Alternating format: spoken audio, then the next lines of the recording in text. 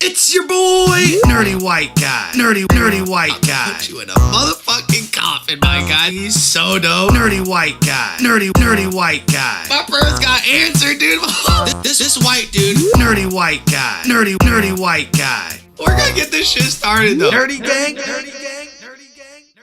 What's going down, everybody? So today, man, we gotta check out some Bill Burr, and he's gonna talk about his psycho dog.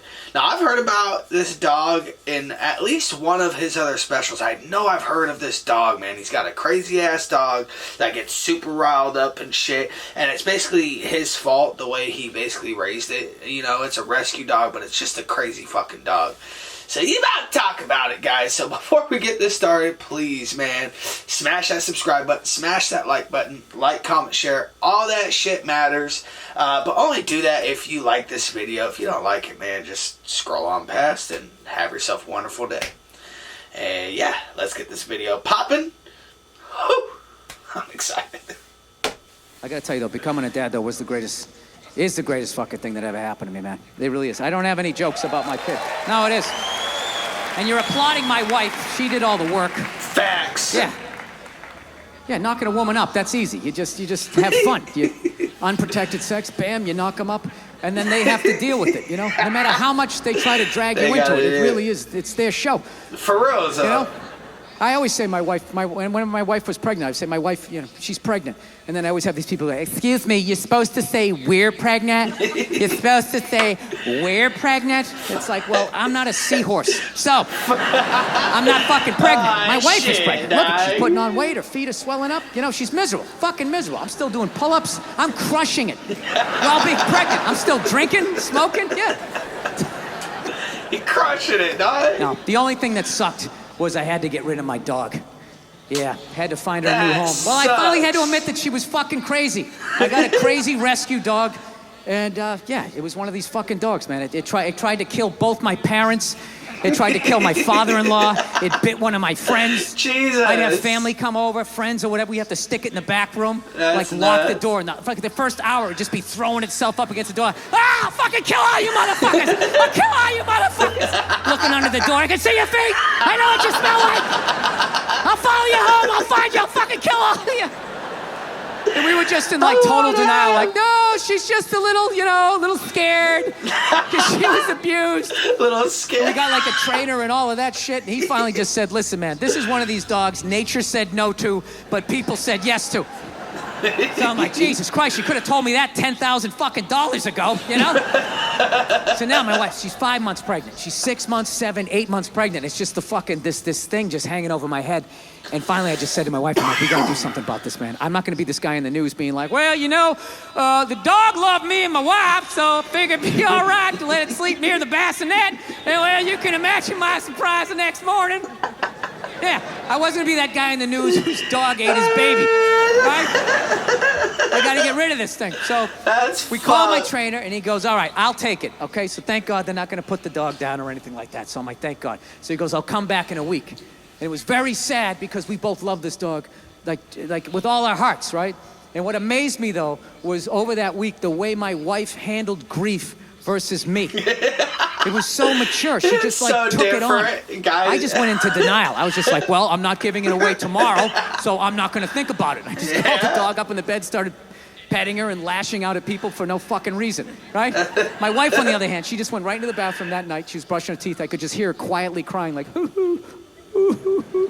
Oh. I swear to God, I was on the bed and I got mad at her. I didn't yell at her, I had it just internal, you know? Fuck you and I was just thinking, about? why is she having the proper emotion in this fucking moment? Why isn't she just blocking it out the fucking way I am, right? Just don't deal with it until you fucking give it away and then just start yelling at people the way I do.